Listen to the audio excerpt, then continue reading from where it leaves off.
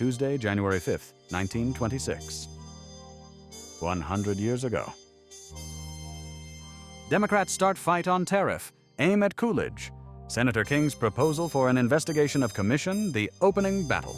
Republicans admit worry, fear effective agitation on this year's elections. Farmers' votes sought Iowa representative announces a tariff resolution by Richard V. Houlihan, Washington, January 4th. Democrats today began a determined fight against the tariff, directing their attack primarily at President Coolidge and the Republican administration. The opening gun was fired by Senator King of Utah, who introduced a resolution calling for an investigation of the United States Tariff Commission. Republican leaders freely admitted that the agitation was causing them concern, particularly because of its possible effect upon the coming elections. They contended, however, that the tariff issue would not prove as damaging as Democrats believed. Farm organizations were reported to be actively pressing for relief, and Democratic leaders asserted that they intended to make the tariff a major issue in agricultural states. By reason of his long list of preamble whereases, is full of irony over the action of President Coolidge at the instance of the Tariff Commission in decreasing the duties on bobwhite quail and bran and increasing them on certain chemicals. The senator's whereases also affirm that although the president has increased the duty on wheat and wheat products, he has failed to create an adequate market for them. By reason of this, he asserts, there is widespread dissatisfaction among the farmers over their alleged failure to market their surplus grain crops, except at prices below the point of remuneration for the average farm production.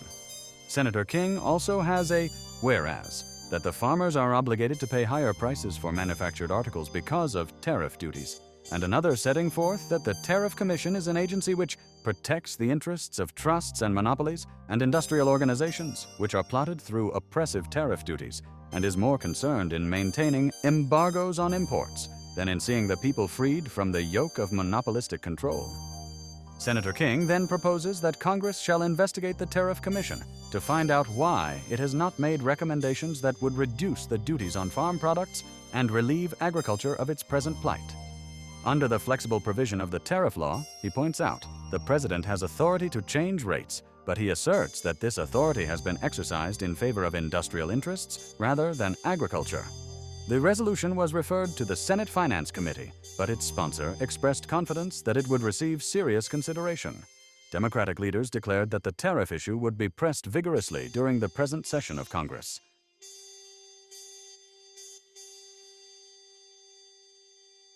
Puts arms parley up to the Congress.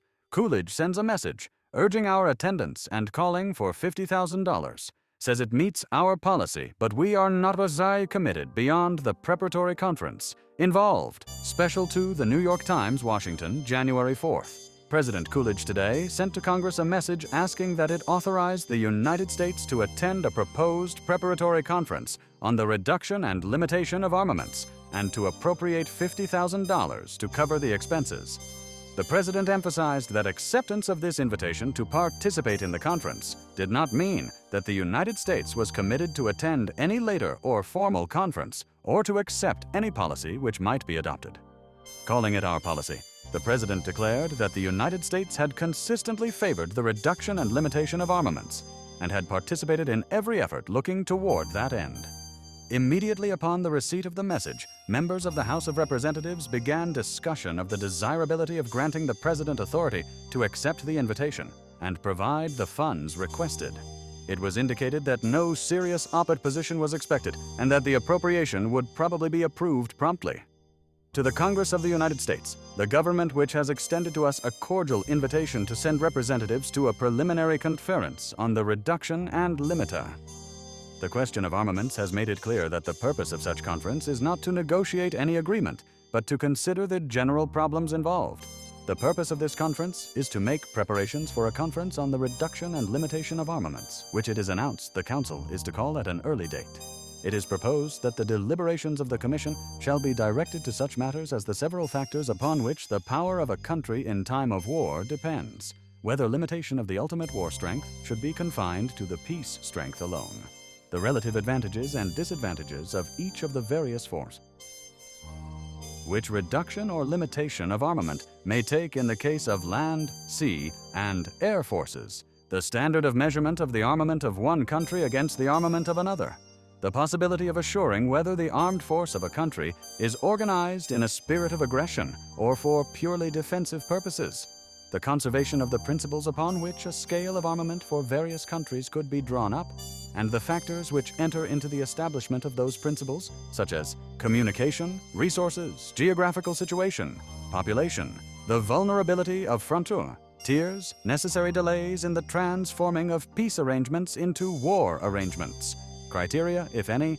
by which it may be possible to distinguish between civil and military aircraft, the military value of commercial fleets, the relations between regional security and disarmament, and general disarmament.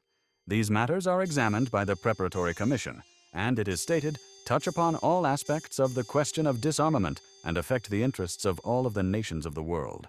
The Council believes that the time has come for studying the practical possibilities of the reduction and limitation of armaments, and expresses the hope that at this time, when all of the nations of the world are convinced of a common need, it will be able to count upon the cooperation of the government of the United States in a work which so closely concerns the peace of the world. This is neither the time nor the place to discuss the details of the Preparatory Commission, or to assess the prospects of any conference or conferences on disarmament or limitation of armament, which may later be convened. It is quite sufficient to note at this stage that the United States is merely invited to participate in a preliminary inquiry which may prepare the way for steps of a more definite and formal nature. Whether the conditions and circumstances will prove such as to make it desirable for the United States to attend any conference or conferences which may eventually take place as a result of the labors of the Preparatory Commission, or otherwise, is a question which need not now be considered. It is my judgment that so far as preliminary inquiry is concerned, we ought to give our aid and cooperation to the fullest extent consistent with the policies which we have adopted. The general policy of this government in favor of disarmament and limitation of armament cannot be emphasized too frequently nor too strongly. Prince is arrested in counterfeit plot. Hungarian government's action against Windisch Grates causes excitement. Police chief suspended. Paper enough to print 30,600,000 franc notes is seized.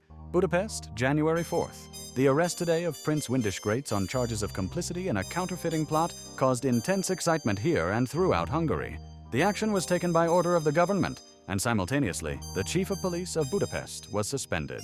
The plot is declared to involve the manufacture of counterfeit French banknotes on a vast scale. The police announced that paper enough to print 30,001,000 franc notes has been seized. The investigation was begun several months ago, but the arrests were delayed pending the outcome of diplomatic negotiations with France. The excitement in Hungary is described as unprecedented in recent years. The arrest of a member of one of the most prominent families in the country has caused a profound sensation. It is asserted that the counterfeit notes were intended not only for use in France, but also for circulation in other countries. Emery himself is said to have gone to America 20 or 30 years ago, made a fortune, returned to France, and lent Prince Ludwig in August 1924, through the Hungarian bank, $200,000 at 10%.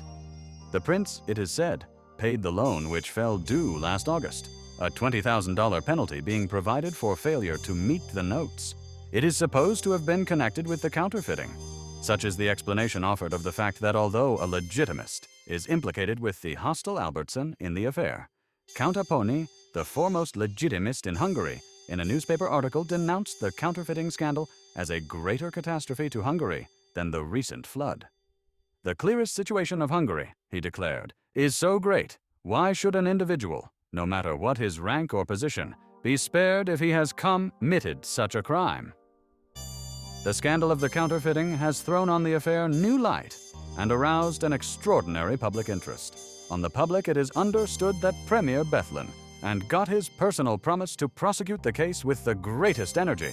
The newly arrived French Minister for Finance, who has suddenly left Paris, had, it is learned, protested strongly to Premier Bethlen in the name of the French government against the counterfeiting shown, declaring that until the case was cleared up, further releases of Hungarian loan funds was impossible. Premier Bethlen then had an interview with the regent, Admiral Horthy, who called a special meeting of the cabinet. After a protracted session, the fullest cooperation with the French was promised, and the arrest of Prince Windisch Grates and the suspension of Dr. Nadosy followed. Hungarian Minister to France, Baron Kornai, has been urgently summoned to return to Budapest. Dr. Nadossi, who was practically police minister of Hungary, and the minister of war, Count Saki, went to Milan, where the prominent Hungarian fascist leaders Eckhart and Ulain, who recently quietly left the country, are reported to be. This is believed to be the reason why Monsieur Benoit, chief of the French detectives investigating the case, left Vienna hurriedly for Milan last night. Dr. Nadossi is known to be a close friend of Admiral Horthy. He is generally credited with being the powerful protector of the fascist involved in the recent Mare case. The arrest of a prominent society woman now said to be implicated is expected. Suspicion also is pointing toward a colonel of the general staff and a chief of the cartographic section of the War Ministry, under whose oar. The New York Times published Tuesday, January 5, 1926.